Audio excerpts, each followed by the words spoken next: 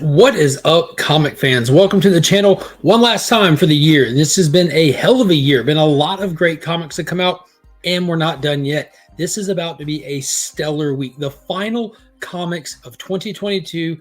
Let's go.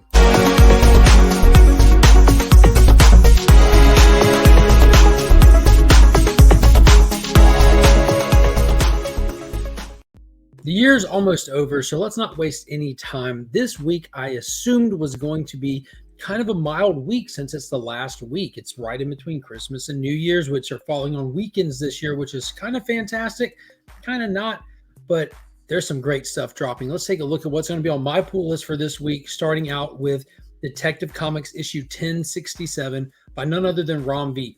Out of all the Bat titles dropping right now, this is by far my favorite one. It started laying out this crazy gothic style operatic mystery, and it has only gotten bigger and bigger. Basically, the Orgums are the oldest living members of the Arkham family. They are ancient, they're tied into mystical stuff, and they're back in Gotham to reclaim their birthright. And we even just had that annual that really solidified that this plan has been in effect since the 1700s, right after the big war, the Revolutionary War. But we're getting Mr. Freeze thrown in the mix now. I'm excited to see what part he's going to have to play in this, if he's going to be siding with the Orgums or if he's actually going to be working side by side with the Bat. Needless to say, Ron V is crushing it with his title. Next up, oh my God, I'm excited for this one. Action Comics 1050. It's all boiled down to this. So Philip Kennedy Johnson, as well as a couple of other creators, are jumping in on this anniversary issue right here. It's the big 1050.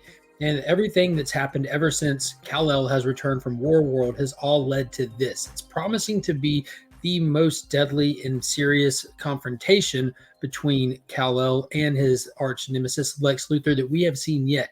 We know Lex has been stealing tech from Warworld, juicing up Metallo, and building to a big thing. And we haven't really seen what his plans are, but we're about to see it explode in this issue. I'm not expecting to see the conclusion to these events, but really the starting point of it all. So I'm excited for this. This A cover right here, this right here is gorgeous. Steve Beach has been killing it with covers. I don't know where this guy came from, but they all just absolutely captivate me. I believe he even has a second cover for this issue where it's a close-up of Metallo with Superman reflecting off of his shiny dome piece. So I'm definitely going to be on the lookout for not only the Steve Beach covers, but there's a John Jang cardstock variant, as well as an Alex Ross homage to Action Comics 1. So yeah, good stuff. And next up, we have the finale. That's right, the final issue to probably one of the most enjoyable mystery indie-style books I've ever read in my life. Nice House on the Lake concludes with issue number 12 this coming Tuesday, and I cannot wait. That last issue put me right back in the game. I do feel this series took a major hit, taking that mid-series break that it did between issue 6 and 7. Really took the piss out of it. I know a lot of people fell off of it, but I encourage all of you, if you might have, to go back and read it now that we are at its conclusion, because it absolutely has delivered. I'm excited to see if Tynan sticks the landing. I have full faith that he will. So not getting into anything more than that, because 100% of this book, spoken as someone who hasn't read it, is in fact a spoiler. So next up, we have Batman Beyond the White Knight. This is the second to last issue for the White Knight universe, I believe. I'm not sure if Sean Gordon Murphy will be able to return to this or not. Anything beyond this, pun intended, will be completely new ground. He's done a great job creating his own Bat universe where he's been able to retell stories in a completely new light. And he doesn't really retell stories as much as he just reuses familiar characters in ways that we've never seen before. That's really been the big draw for me. Now, this final run, this Beyond the White Knight run, it's been my least favorite, probably just because I'm least familiar with Batman Beyond than the rest of it. But the Harley Quinn one, I don't even count. That was his wife, Katana Collins, just kind of filling in to keep the title alive and the hype alive. But I am excited to see where this goes. I'm not like overly excited. I still haven't read the last issue yet. I'm still playing catch up on everything since the Comics Curing Cancer fundraising event. But I've got like 2 issues that I'm still behind on. I kind of just read them as the next one comes out and catch up. Needless to say, I know my new guy on Instagram and here on YouTube is pumped for this one, and I got to get caught up so we can break it down Sunday night. Next up, from Paul Dano himself, the actor who played the Riddler in the most recent Batman film by Matt Reeves, The Riddler, Year One, book number 2. So I was actually surprised with how much I enjoyed that first one. The artwork really lends to the strength of this as well. The dialogue was crisp, it was concise, and it really built um, this feeling, this sense of awareness that you have with the character of the Riddler in it to kind of see. I think we're going to take that slow descent to madness with him. I'm definitely pumped to see how this plays out. Very interesting book right here. Next up, the big finale to Boom Studios. We Only Find Them When They're Dead. This is issue number 15, third volume, their third arc, the finale to all of it. So Al Ewing, who wrote Immortal Hulk, has been writing this. So Simone DeMeo has been doing the interiors, and it is a match made in heaven. This has been such a stellar series about people trying to come to understanding with their place in the universe with higher powers and higher beings and what that means to coexist, knowing that they are real. And it all comes down to this final issue.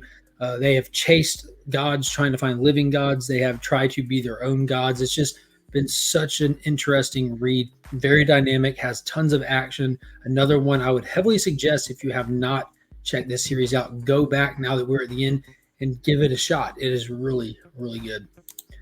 Next up, here we go. Sergeant Rock versus the Army of the Dead. This is issue number 4 by none other than Bruce Campbell himself. This has been a blast. Sergeant Rock and Easy Company against Nazi zombies back in World War II. Gary Frank is on the covers, but it's just been fun. We got Easy Company's cut off their supply run now. They're going after the big wigs. I'm pumped to see where this goes. I have a feeling we're going to see like a juiced up Nazi Hitler against Easy Company before this is all over, and I'm definitely excited to see it go down. And next up, we've got a Green Lantern special. I believe that this is a one-shot. It's got a $5.99 price tag and has 48 pages of content. So I'm assuming they're kind of just wrapping up what was going on in the little Teen Lantern little run that didn't really pan out to nothing. But we know that John Stewart in recent stories, i.e. Dark Crisis, became the Emerald Knight, or he was the Emerald Knight in the Worlds Without a Justice League Green Lantern one-shot. And this looks like it's going to be a one-shot that shows where he makes that transformation from John Stewart to the Emerald Knight. We also know that he's getting his own ongoing series next year once we hit the Dawn of DC era. So I'm wondering if he will be Emerald Knight for that, or if this is just going to be kind of get it out there just to clear up some continuity, use something like Lazarus Planet to kickstart him back to regular John Stewart. I don't know. All I know is I'm going to find out. Hitch him to that one and want to ride it out. We're going to see how it goes. And lastly, probably the one I'm most excited for this week over all of them. So Stan Lee's 100th birthday is right around the corner, and DC is celebrating it with this right here. So if you were not aware, back about 20 years ago or so, Stan Lee reimagined all the DC Comics characters. He was able to kind of retool them, make him his own style, his own creations based off like a general familiarity with them. Then they allowed top tier creators of the time to come in and write one-shots for him. There's 12 of them. Damien Dark was the overarching villain that tied them all together. This was actually where we got our first Brazilian Wonder Woman, long before Yara Flor. Batman is in there. Superman, obviously. You had characters like Green Lantern, Flash, Shazam, Robin, Catwoman. It was just really, really fun. They were a blast, and they've been dubbed Earth 6. So to celebrate Stan Lee and his awesome accomplishments and what he has done for this industry, this fandom, and even people that are outside of it, DC is redoing a Tales from Earth, or doing a Tales from Earth 6, where it's 100 or 96 pages, $10, big one shot with 10 new stories with creators like Michael Uslan, Becky Cloonan's in there, Mark Waid's writing stories. There's tons of creatives, so I'm definitely picking this up. Probably at least one variant for it. This will be my A cover, but that Steve Beach B cover that's out there, I'm telling y'all, that guy has captivated my attention with his art this year. So that's going to be all that's on my guaranteed pool for this week. If you want to know what my top pick is and why, check out the Comic Vet channel. Give him a subscribe. He's pushing to 1K right now. He is almost there. You don't want to miss out on that. Be there when the miracle happens. And every Sunday, he'll post a video where him and I give you both our top picks for this coming week blind and tell you why you should consider picking them up. And if you're ever in the Augusta area, be sure to hit up my LCS. Go check them out. The Augusta Book Exchange, they're the best of the best. They're the guardians of my comics, the keepers of my pool box. You'll find better customer service nowhere else. So that's going to do it for this week. Be sure to give Big Time Collectibles, a follow on social medias. They sponsor the channel as well as the monthly giveaway for the channel members. And if you need anything clean or pressed, hit up my friend Justin on Instagram for as little as $10 a book. He can take care of you. If you let him know that you found him through the channel or hit him with that promo code We Are Legion, you can take advantage of the buy two, get one free special offer that he's running for the viewers of the channel.